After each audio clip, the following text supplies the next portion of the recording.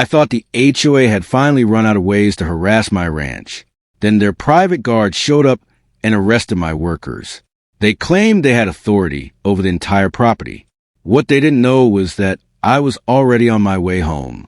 My workers kept asking what crime they had committed. Nobody could give them a straight answer. The guards simply said they were acting on HOA orders.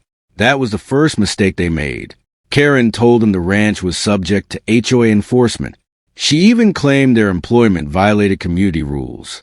My foreman asked her to show him the property documents. She refused. One of my foremen managed to call me. His voice was calm, but I could hear the fear underneath it.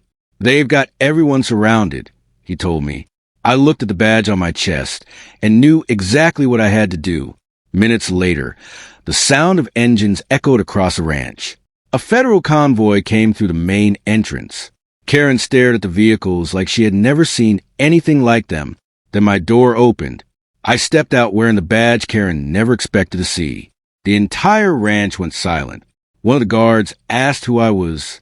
I looked directly at him and said, "U.S. Marshal." Karen's face completely changed. She had expected a frightened ranch owner.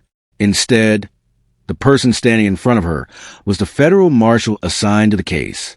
And suddenly, her confidence disappeared. I asked the guards one simple question. "Show me the warrant authorizing these arrests." Nobody moved, because there was no warrant. The guards finally realized they had made a serious mistake. They had detained people on private property without legal authority. Karen tried to blame the guards, but every officer on the scene had already heard her orders. One by one, my workers were released. They stood up and walked back toward the ranch. Karen watched everything unravel in front of her. She had sent guards to control my property, and instead, she had brought federal attention straight to her door. Karen immediately started explaining everything. She said she thought the ranch belonged to the HOA. I asked her where she got that idea. Her answer only made the situation worse. I pulled out the original property deed. The boundaries were crystal clear. Every acre where Karen's guards had been standing belonged to me. There was no HOA authority anywhere on that document. Then I showed Karen the document that really mattered. The federal warrant I was there to execute had nothing to do with my workers. It concerned the people behind the HOA operation. Karen suddenly realized she was standing much closer to the investigation than she thought. The federal officers began questioning the guards. They wanted to know who hired them and who gave them orders. The guards kept looking toward Karen. That told me exactly where the answers were going. Then one of the officers opened the investigation file. Karen's name appeared inside it. She immediately claimed she had never seen the document, but the signatures told a different story. My workers explained exactly what had happened. They described how the guards arrived and ordered everyone to the ground. They explained who gave the orders. Their stories matched perfectly. Karen kept changing her explanation.